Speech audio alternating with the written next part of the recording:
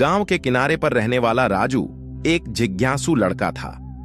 उसकी आदत थी कि वह नई चीजों की खोज करता रहता था।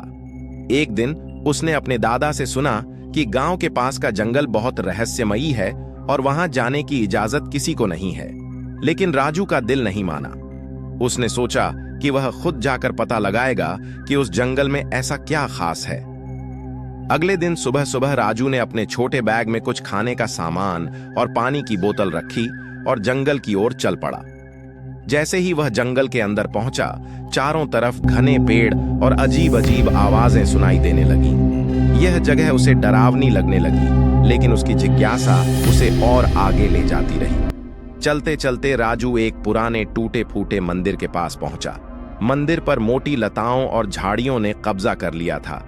अचानक उसे वहां एक बूढ़ा आदमी दिखा जो पत्थर के नीचे कुछ ढूंढ रहा था। राजू ने पास जाकर पूछा, बाबा, आप यहां क्या कर रहे हैं? बूढ़ा मुस्कुराते हुए बोला, मैं एक सच्चे दिल वाले की मदद का इंतजार कर रहा हूं। क्या तुम मेरी मदद करोगे? राजू ने झट से हामी भर दी। बूढ़े आदमी ने उसे मंदिर के अंदर चलने को कहा। अंदर बहुत सारे चमगादड़ और अंधेरा था।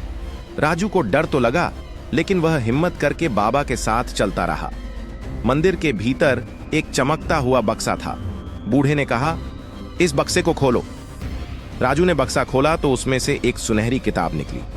किताब पर लिखा था, सच्चाई और ईमानदारी ही सच्चा खजाना है। राजू को समझ नहीं आया कि इसका मतलब क्या है। बूढ़े ने उसे समझाया, यह खजाना असली नहीं, लेकिन यह तुम्हें जिंदगी का असली राज सिखाता है। अगर तुम हमेशा सच्चाई के रास्ते पर चलोगे तो तुम्हें कभी किसी चीज की कमी नहीं होगी। राजू ने बाबा को धन्यवाद कहा और खुशी खुशी घर वापस लौट आया। उसने अपने दादा दादी और माता पिता को यह पूरी कहानी सुनाई और समझा कि जीवन में ईमानदारी और सच्चाई सबसे बड़ा खजाना है। नैतिक शिक्षा, सच्चाई और ईमानदारी से बड़ा कोई खजाना नहीं। जो इंसान इन पर चलता है, उसे जिंदगी में कभी डरने की जरूरत नहीं।